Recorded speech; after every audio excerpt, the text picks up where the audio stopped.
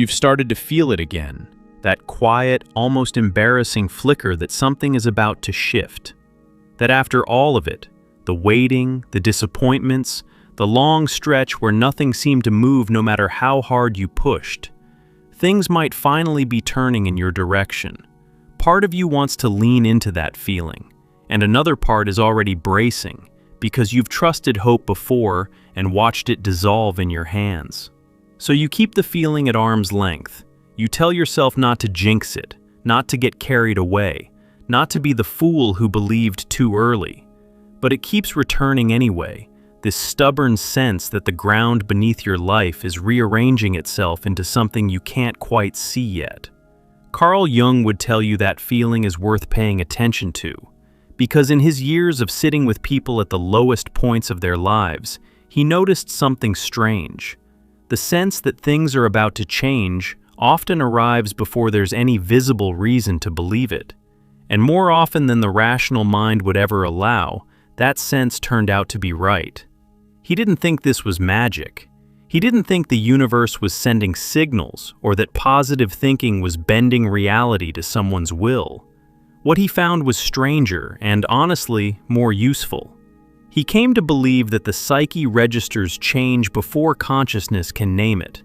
The way animals grow restless hours before a storm the sky hasn't yet announced. Something in you knows the weather is turning. You just don't have the words for it yet. Picture someone standing behind a loom while a tapestry is being woven.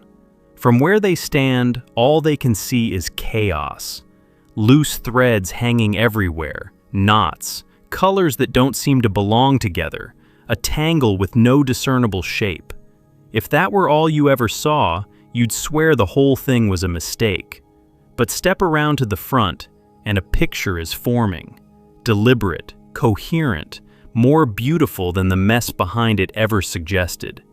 You are standing behind the loom right now, and the tangle you're staring at, the part that looks like nothing is coming together, is the underside of something being made. Today, I want to walk you through what Jung actually discovered about this threshold, the strange stretch of time right before a life turns. Why the feeling that everything is about to work out is real information rather than wishful thinking. Why it arrives while things still look bleak. Why the change, when it finally comes, almost never looks the way you imagined it would. And what your only real job is during this in-between, when you can feel the shift coming but can't yet prove it's real to anyone, including yourself. Because if you're sensing it, that low hum underneath your ordinary days that something is beginning, there's a good chance you're not being naive. You might be perceiving something that's already true and hasn't surfaced yet. Let's start with why the feeling shows up at all, because this is where most people get it wrong. When we imagine our lives improving, we picture it as an external event. The job offer arrives, the relationship appears, the money comes through. The diagnosis reverses. We think everything working out means the outer circumstances finally line up in our favor, and we wait, scanning the horizon for the evidence that our luck has changed. Jung looked at it from the opposite direction. He spent a great deal of his life studying how the inner world and the outer world talk to each other, and he became convinced that big external changes are usually preceded by big internal ones. Before your circumstances shift, something shifts inside you. A reorganization happens beneath your awareness, quietly, in the dark. And the first thing you feel of it is that unexplainable sense that change is near. So the feeling isn't the fantasy of a good outcome. It's the aftershock of something that has already begun to move. He described the unconscious as a vast, active workshop that never stops running. While your conscious mind is busy worrying, planning, replaying old arguments, and rehearsing conversations that will never happen, another part of you is working on the actual problem. It's sorting through everything you've lived, every dead end, every loss, everything you learned the hard way, and it's arranging all of it into a new configuration. You don't get to watch this happen. You only get the results. And sometimes, right before the results arrive, you get a premonition of them. Think about how often a solution comes to you in the shower, or on a walk, or in the first blurry seconds after you wake. You weren't consciously working on it. If anything, you'd given up. And then it just surfaces, fully formed, as if someone else had been laboring over it while you slept. That someone else, Jung would say, is you. The deeper, larger part of you that never stopped working, even when your conscious mind declared the situation hopeless. Now scale that up from a single problem to an entire life. That same process happens on the largest possible level. When your life reaches a point where the old way of living has clearly stopped working, where the strategies that used to carry you keep failing, where the doors keep closing, your unconscious doesn't panic the way your ego does. It goes to work. It begins constructing the next version of your life out of the wreckage of the last one. And that construction takes time, which is why there's usually a long, agonizing stretch where nothing visible is happening, and you feel abandoned by your own future. That stretch is the part almost nobody understands. It feels like stagnation. It feels like you've been forgotten, like everyone else's life is moving forward while yours has stalled in some cosmic waiting room. But underneath, in the workshop, the most important work you'll ever undergo is happening at full speed. The stillness on the surface is the price of the movement underneath. Jung borrowed a concept from the old alchemists to describe this.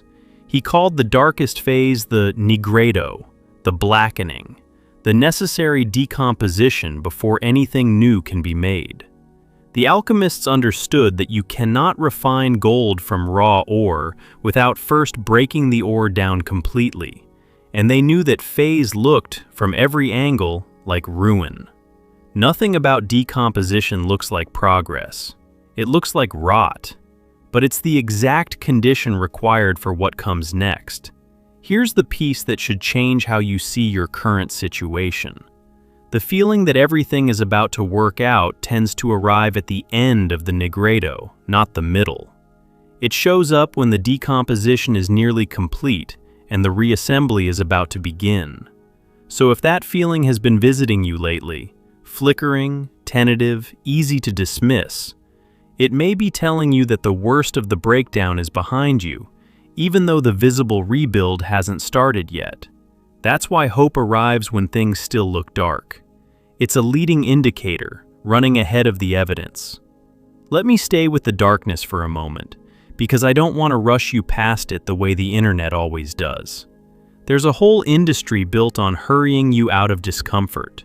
3 steps to your best life. Manifest your dream reality in 30 days. Just raise your vibration. Jung would have looked at all of that with a kind of weary suspicion, because he understood that the ego is desperate to skip the difficult part, and these promises are custom-built to feed that desperation. The ego doesn't actually want transformation. It wants improvement without disruption. It wants to add good things to your existing life, better job, better partner, more money, while leaving your fundamental structure untouched. What it fears more than almost anything is the one thing genuine change requires: a period where the old structure comes down and the new one hasn't gone up yet. That gap between the two is where the ego experiences something close to terror, because the ego survives on knowing. It needs a role, a plan, a story about where this is all heading. Take those away and it feels like dying. But that gap is exactly where the good part gets made. You cannot skip it. And the reason your life has felt so unbearable in this waiting period isn't that something has gone wrong. It's that you're standing in the one place the ego was built to avoid, and it's screaming at you to run back to whatever was familiar, even if what was familiar was quietly killing you. There's a principle Jung returned to again and again that explains why the turn, when it comes, so often comes right after the lowest point. He called it enantiodromia, a long word for a simple, almost cosmic pattern. Things tend to transform into their opposite at the moment of their greatest intensity. The night is darkest right before it breaks. The tide pulls out the furthest right before it turns and comes rushing back. A pendulum swings hardest in one direction at the exact instant it's about to reverse. He observed this in human lives constantly. The people who arrived at his door in the deepest despair, absolutely certain their story was over, were frequently the ones standing closest to their transformation. Their most complete sense of loss was often the immediate precursor to their most significant renewal. The intensity of the low was itself a sign of how much force was gathering for the turn. This is not the same as saying things have to get worse before they get better, which is a cliché people use to sound wise. It's more precise than that. It's saying that psychic energy, when it's pushed as far as it can go in one direction, reaches a limit and then reverses on its own. Not because you willed it, but because that's the nature of energy in the psyche. The exhaustion of one extreme creates the birth of its opposite. So, the bottom you may have hit, or feel you're hitting, might not be a pit you're trapped in. It might be the floor you needed to touch in order to push off. And the fact that you can now feel something stirring, this faint sense that the pressure is about to release, could be the first evidence that the reversal has already begun beneath the surface. Let me make this concrete because I don't want to leave you in the abstract. Picture someone who spent years trying to force a particular version of their life into existence. Maybe it was a career they'd invested everything in. Maybe a relationship they kept trying to fix. Maybe just an image of who they were supposed to become that they'd been chasing since they were young. They pushed, and for a while the pushing worked, or seemed to, and then it stopped working. The harder they tried, the more it slipped away. Eventually, they hit a wall so final that they had no choice but to stop. Not because they'd found peace, but because there was nothing left to try. The striving simply ran out of fuel. And in that exhausted stillness, with no plan and no fight left, something began to happen that all the effort had actually been blocking. Options they'd never considered started appearing at the edge of their vision. A different path, one they would have dismissed a year earlier as beneath them or off course, started to look, quietly, like home. That's enantiodromia in a life. The furious effort in one direction reached its limit, collapsed, and the collapse cleared space for the opposite to emerge. What looked like total defeat was the turning point. And here's the part that always startles people who've lived it. The new direction, the one that appeared only after they'd given up, usually turns out to be the one they were meant for all along. The old direction was the ego's plan. The new one was the self's. That word, the self, is worth slowing down on because it's at the center of everything Jung believed about how lives work out. When he used it, he didn't mean your personality or your ego or the you that answers to your name. He meant something larger. The self, in his framework, is the deeper organizing center of the whole psyche, the part that holds the blueprint of who you actually are, beneath all the roles you learned to play, all the expectations you absorbed, all the survival strategies you mistook for personality. The ego is a small circle of light, the part of you that's conscious, that plans and worries and wants. The self is the entire field the light moves through, most of it in darkness, and it has an agenda that the ego often can't understand. It's oriented not toward comfort or safety or approval, but toward wholeness, toward you becoming the complete version of what you were always capable of being. And this is where everything working out takes on a completely different meaning than the one we started with. Because when you're waiting for things to work out, your ego has a very specific picture in mind. It wants the exact outcome it decided on. It wants the situation resolved in the particular shape it prefers. But the self isn't working toward the ego's picture. The self is working toward your wholeness, and those two things are frequently not the same. Which means that when your life finally turns, when the change you've been sensing finally breaks the surface, it will very likely not look like what you were waiting for. It might look, at first, like the opposite. The relationship you were praying would come back doesn't, and something healthier arrives in its place that you couldn't have received while you were still fixated on the old one. The career you were desperate to save falls apart, and out of that collapse comes work that fits the person you actually are, rather than the person you were performing. Jung watched this happen so many times that he came to trust it as a law of the inner life. What the self arranges is always bigger than what the ego asked for. But because it's bigger, and because it doesn't match the ego's narrow request, people often fail to recognize their prayers being answered. They're so busy grieving the specific thing they wanted that they can't see the larger thing arriving. They're looking for a door on the north wall, while the whole east side of the house opens onto a garden. So part of trusting that everything is about to work out means loosening your grip on your own definition of working out. The turn is coming, but it may not deliver the item you ordered. It may deliver something you didn't know how to want yet, something that a year from now you'll be grateful you didn't get the small thing you were begging for, because it would have kept you from the larger thing that was actually meant for you. If any of this is landing, if you're recognizing yourself in this description of the threshold, the exhaustion, the faint stirring of something new, you might find it useful to have a way of actually listening to what's forming beneath your awareness, instead of just waiting and hoping. That's what we built our guide, True Self-Discovery, for.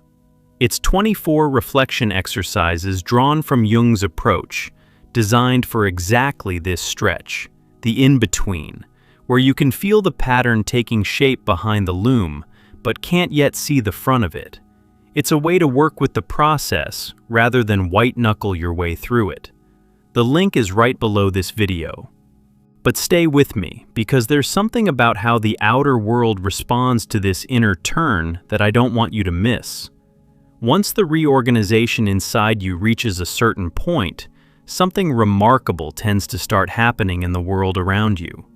Doors that were locked begin, inexplicably, to open. You think of someone you haven't spoken to in years, and they message you that afternoon.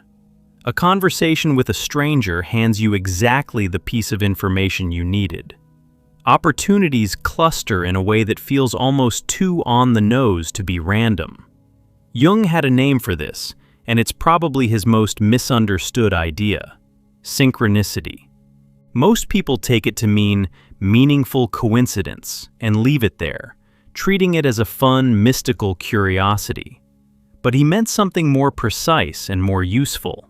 He was describing the way the inner and outer worlds seem to fall into alignment during periods of genuine psychological change, as if a shift in your inner state changes the kinds of events that gather around you.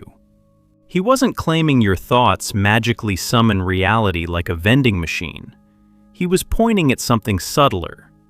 When your inner life is reorganizing, when the self is moving you toward a new configuration, your attention changes. You start noticing things you were blind to before. You become available to opportunities you would have walked right past a month earlier. You give off a different signal in conversations, and people respond to it. And underneath all of that, there does seem to be a genuine patterning at work that Jung never fully explained and never pretended to, where outer events line up with inner readiness in ways that ordinary cause and effect can't quite account for. The practical upshot is this: when you start noticing meaningful coincidences clustering in your life, the right people, the strange timing, the doors swinging open, it's usually a sign that the inner turn has progressed far enough to begin expressing itself outwardly. The tapestry has been woven far enough that the picture is starting to bleed through to the front. Those coincidences aren't the universe rewarding your good attitude. They're the surface evidence of deep work that's nearly complete. And if you look back honestly at every major turn your life has already taken, you'll probably find a trail of these moments. The chance encounter that led to everything. The random detour that turned out to be the whole point. The thing you almost didn't do. At the time, it felt like luck. Looking back, it feels like something closer to design. That retrospective clarity, the way the pattern only becomes visible once you're past it, is the front of the tapestry finally coming into view. Now let me tell you how the new thing actually arrives, because Jung identified a specific mechanism for it, and understanding it can save you an enormous amount of suffering during the wait. He called it the transcendent function. It's clunky language, but the idea underneath it is one of the most important things he ever articulated. Here's the situation it describes. You're caught between two things that seem irreconcilable: the life you had and the life you can feel coming, what you want and what you're being asked to release. Two opposing pulls and no way to satisfy both. The ego's instinct in this bind is to pick a side and force a resolution. Go back to the old thing or leap blindly into some new thing before it's ready. Anything to end the unbearable tension of holding both at once. But Jung discovered that if you can tolerate the tension, if you can hold both opposites in your awareness without collapsing into either one, something extraordinary eventually happens. A third thing emerges. Not a compromise between the two, but an entirely new possibility that neither side could have produced alone. A door appears in a wall you'd stared at for months and swore was solid. The transcendent function is the psyche's way of generating genuine novelty, but it only fires when you've refused the easy exits. If you retreat to the old life, you never get it. If you bolt prematurely into a poorly formed new one, you never get it. It requires you to stand in the fire of not knowing long enough for the deeper mind to do its work and offer up something you couldn't have thought of on your own. This is why the waiting is not passive, even though it looks like it from the outside. Sitting in the threshold, holding the tension, resisting the urge to force a resolution. That is some of the hardest and most important work a person can do. It doesn't look like anything. To your family, to your friends, you might just look stuck. But you're not stuck. You're gestating. You're doing the invisible labor that has to happen before the visible change can arrive. And this reframes the delay you've been so frustrated by. That stretch of time where nothing seemed to happen, where you were doing everything right and getting nothing back, was not wasted. It was the incubation the new thing required. Nothing genuine can be rushed into existence. A field left fallow isn't a field failing to produce. It's a field restoring the fertility it will need to produce something worth having. Everything alive has a gestation period, and the bigger the thing being born, the longer the dark quiet that precedes it. So if your life has felt fallow, if you've been lying awake wondering why the good thing hasn't come yet, why others seem to move forward while you wait, consider the possibility that the length of the wait is proportional to the size of what's coming. The psyche doesn't put you through a long nigredo to produce something small. The decomposition is extensive because the reconstruction is significant. I want to name something you might be feeling right about now because it tends to rise up whenever hope starts returning. Fear. Specifically, the fear of hoping again. You've been let down before. You felt this exact feeling, that things were about to change, and then watched them not change, or change for the worse. So there's a protective part of you that treats hope itself as dangerous, as a setup for another fall. Better to expect nothing, that part reasons, so you can't be crushed again. Jung understood that instinct, and he'd tell you it's an old wound talking, not the truth of your situation. That protective part formed at some point when hoping actually did lead to pain, and it's been on guard ever since, mistaking every new possibility for the old threat. It confuses the future with the past. It's trying to keep you safe by keeping you small, and it will talk you out of your own life if you let it. But here's the difference between the false hope you felt before and what you might be feeling now. False hope is usually the ego wanting a specific outcome and convincing itself it's coming. It's loud, grasping, anxious, a demand dressed up as optimism. What Jung was describing is quieter than that. It's less a demand and more a recognition. It doesn't insist on a particular result. It simply senses that movement has begun, that the long stillness is ending, that something is turning. You can tell the difference by the texture. The false version is frantic. The real one is calm, almost solemn. And it doesn't need to argue with you. It just quietly persists. If the feeling you've been having lately is the calm kind, the kind that keeps returning without any obvious reason and doesn't need to convince you of a specific outcome, that's worth trusting. Not because trusting it guarantees anything, but because that particular quality of feeling tends to be your deeper self reporting on work you can't consciously see. Let me tell you what everything working out actually looks like from the inside once it does, because this is where the whole idea gets rescued from the shallow version everyone sells. The shallow version says you'll get what you want and then you'll be happy. Circumstances resolve, feelings follow. Jung found the real thing to be almost the reverse. What actually changes first, and most importantly, is your relationship to your own life. The people he watched come through this passage didn't primarily report that their external problems vanished. Some of their problems remained. What they reported was that something inside them had reorganized around a new center, that they felt rooted in a way they hadn't before, anchored to something underneath the shifting circumstances that couldn't be taken away by any particular outcome. They stopped living in that state of perpetual reaching, where okayness was always one achievement away, always contingent on the next thing arriving. They developed a felt sense of being fundamentally all right that didn't depend on the score.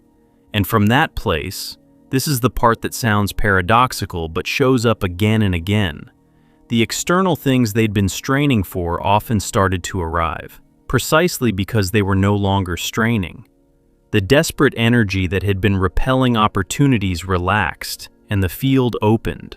So, everything working out turns out to mean something deeper than you get your wish. It means you become a person for whom life works, someone whose inner alignment lets the outer pieces fall into place, someone who can meet whatever comes without being destroyed by it, because their center no longer lives out in their circumstances. The outcomes still matter, but they stop being the thing your entire sense of self is staked on. And that shift, more than any single event, is what people mean when they look back and say, that was when everything changed. Jung called the whole lifelong movement toward this state individuation, the process of becoming who you actually are, of integrating all the scattered and rejected parts of yourself into a coherent whole with the self at the center rather than the anxious, grasping ego. It's not a destination you reach and then relax into forever. It's a direction, a lifelong turning toward your own wholeness. But there are moments in a life where that process makes a great leap forward, where a lot of quiet, accumulated work suddenly crystallizes into a new way of being. And those leaps almost always happen right after the periods that felt most like falling apart. This is why he could look at someone in the middle of what appeared to be a collapse and see, instead, a threshold. He wasn't being naively optimistic. He'd simply watched the pattern enough times to recognize the shape of it. The breakdown was the individuation accelerating. The falling apart was the reorganization in progress. And the person, terrified and certain their life was ending, was actually closer than they had ever been to it truly beginning. Let me give you the signs that this is happening in you right now, because they're specific, and because they're so easy to misread as symptoms of something going wrong. The first is that things you used to care about have started to lose their grip. Goals that once drove you feel strangely hollow. Ambitions that used to burn now flicker. This can feel alarming, like you're losing your motivation or becoming depressed. But often it's the psyche withdrawing its energy from an old configuration because it's preparing to redirect that energy somewhere new. The sap is pulling back from the old branches. It's not gone, it's relocating. The second sign is a pull towards solitude, a need to withdraw from the noise, from people, from the constant performance of being fine. This too gets misread, by you and by everyone around you, as isolation or withdrawal in the negative sense. But transformation requires enormous internal resources, and the psyche often pulls energy back from external engagement to fund the work happening inside. Your need for quiet during this period is as legitimate as a body's need for sleep while it's healing. The third sign is vivid dreams, strange thoughts, memories surfacing from long ago, emotions rising that don't seem attached to anything in your present life.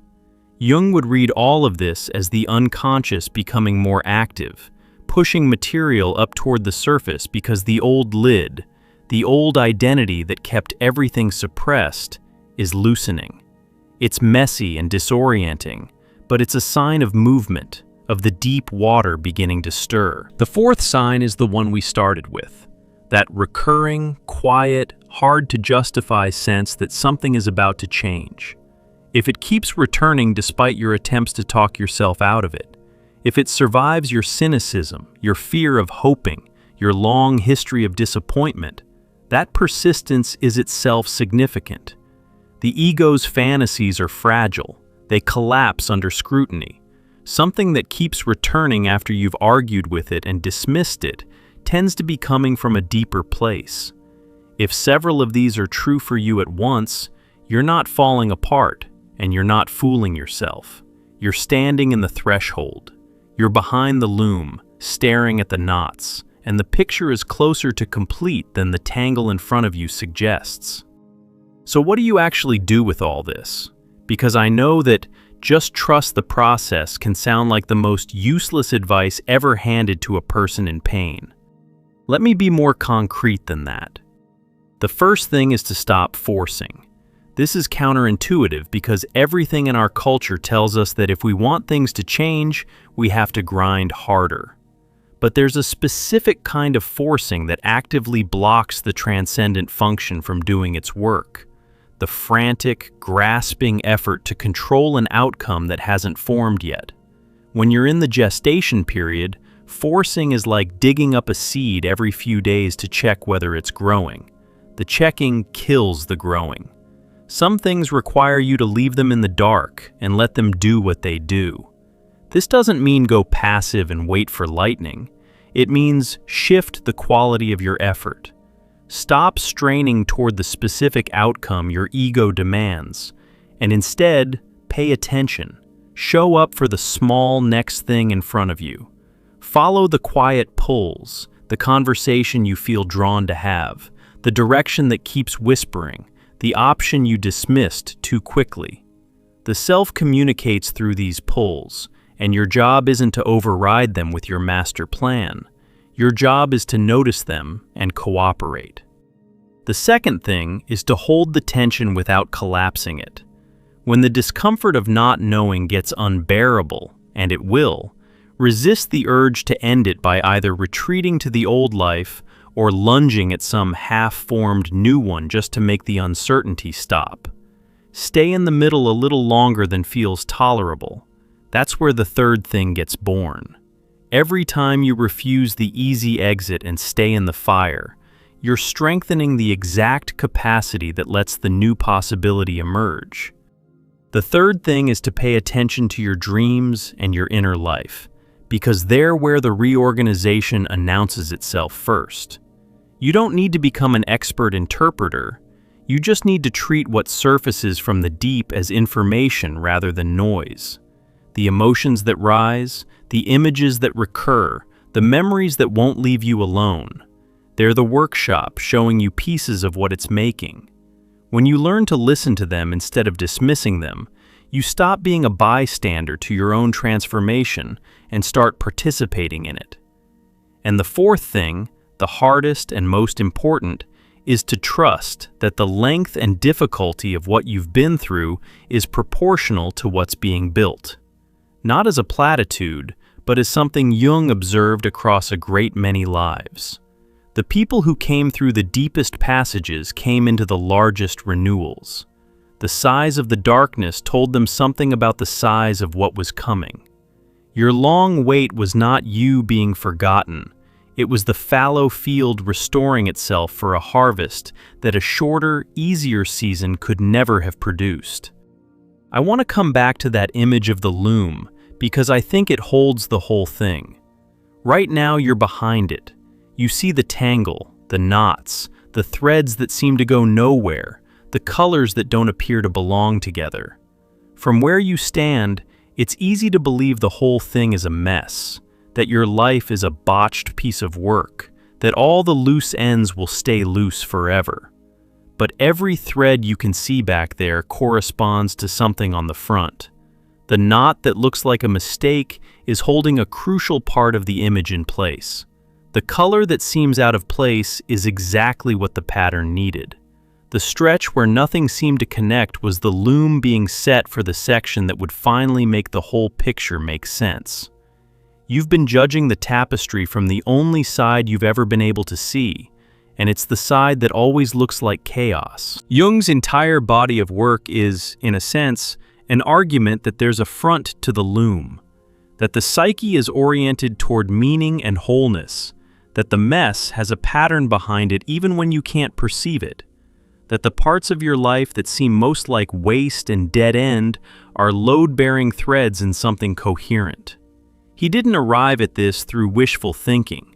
He arrived at it by walking through his own long darkness, and by sitting with hundreds of people through theirs, and watching, again and again, the tangle resolve into an image once enough time had passed for them to step around to the front.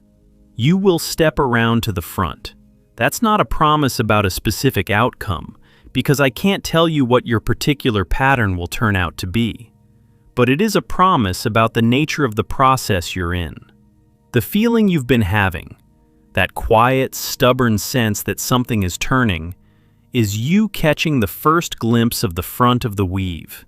It's your deeper self reporting that the work is nearly far enough along to show. And here's the thing about a turn.